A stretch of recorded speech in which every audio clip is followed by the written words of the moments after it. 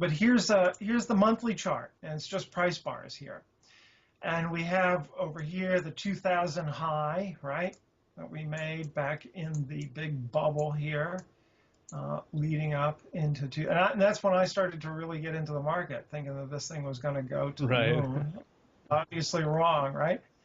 And then in 2007, we saw this high come in, okay? And we've been basically trading in a range, in a big, gigantic trading range here on the monthly for, what, 13 years. And we just broke out of it, okay? We just broke out of it. So I'm thinking that, you know, the odds are good that the market's going to come back in and test this high level here, somewhere around here, maybe go a little bit below, maybe hold a little bit more, but come into this area in the next couple of months or so. And we'll see what happens then when it gets down here.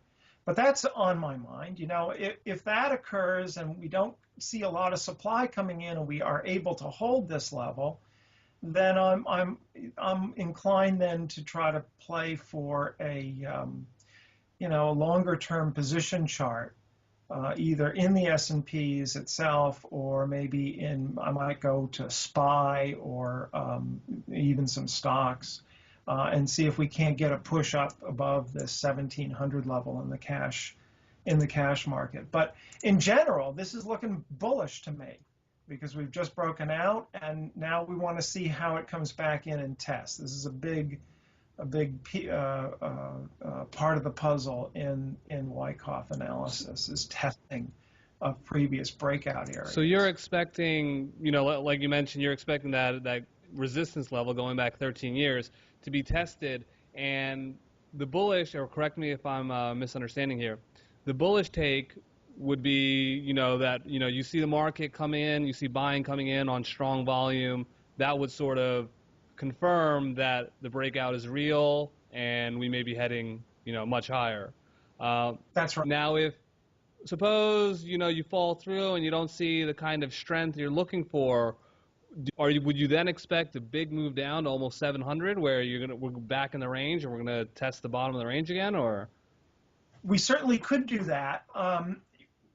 I don't try to make predictions about what would happen, but how I would handle that would be to say, okay, if we come back down here like this, and we see supply come in, and it would have to come in, we would see the spreads of the bars widen, okay, and the closes primarily being on the lows here.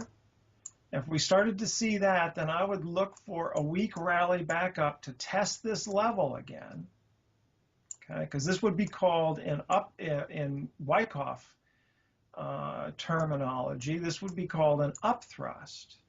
And then typically, especially on this kind of a time frame, we are very likely to get a test of that up thrust, and that would occur back up.